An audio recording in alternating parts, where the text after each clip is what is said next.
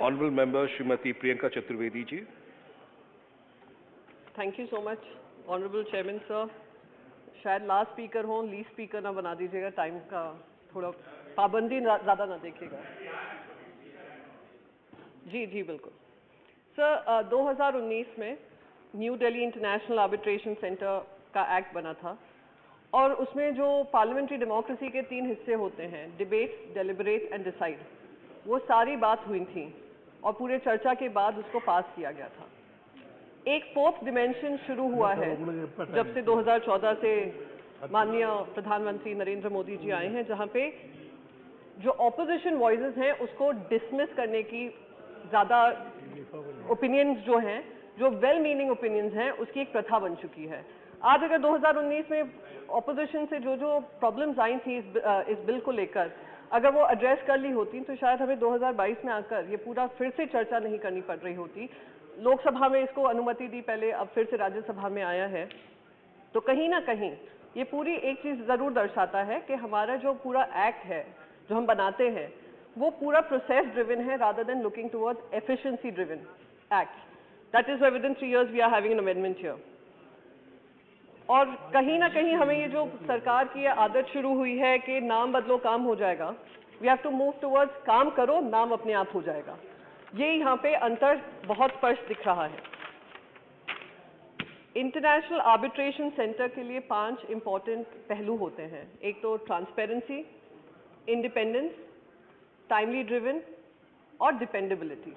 ये सारे 4-5 पहलू अगर उसको देख लिया जाए तो शायद कहीं ना कहीं we would have met with success much sooner rather than having to struggle to find the space and make a space in this entire system. अब यहाँ पर अगर सरकार ही सारे निर्णय लेगी, सारे अपॉइंटमेंट्स का, जहाँ पे आपके चेयरमैन हो, आपके सेक्रेटरी हो, आपके सीईओ हो, सारा जो डिसीजन है सरकार से ही आना है, तो how does it inspire confidence in the minds of people who are coming here to look forward towards an arbitration and redressal on commercial disputes? That is something that should have been looked at even in 2019 and should be addressed even now, like Vivek Tankha ji said, and he's a very experienced voice and उन्होंने example भी दिया है। Timely time bound manner में कितना difficulty होती है, जहाँ पे 33 से ज़्यादा बार उनकी सिटिंग हुई है और अभी भी सुप्रीम कोर्ट में वो जो अवार्ड मिलना चाहिए था वो नहीं मिला है।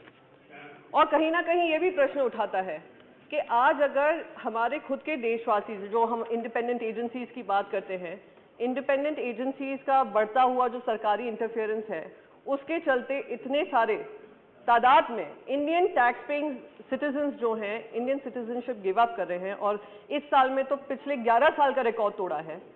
तो कहीं ना कहीं जब जनता में भी विश्वास टूट रहा है तो कमर्शियल एस्टैब्लिशमेंट्स में, और we are talking about a global environment, वो विश्वास कैसे बनेगा, इसकी रूपरेखा भी तैयार होना जरूरी है।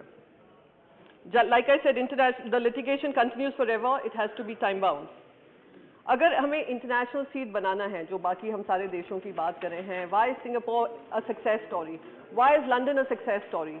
दैट इज बिकॉज उनके जो इकोसिस्टम उन्होंने बनाया है वो ecosystem matches as to the expectation of the people. So just last 1 minute, उसमें आप ऑनलाइन हियरिंग की प्रावधान करें, आप आर्बिट्रेशन बेंचेस बनाएं, आप स्पेशलिस्ट आर्बिट्रेशन बार बनाएं और अक्रेडिटेशन दें आर्बिट्रेटर्स को। अक्रेडिटेशन मिलेगा so probably there will be an increase sense of confidence, and the cost effectiveness of it all I think matters the most. Last but not the least, and I'll end with this point, sir, Mumbai is the commercial capital of India and most of the corporate companies look at Mumbai as the first base to set up their businesses. I'm very surprised that Mumbai has not been given the due importance in the previous act that was passed by calling it the New Delhi International Arbitration Center.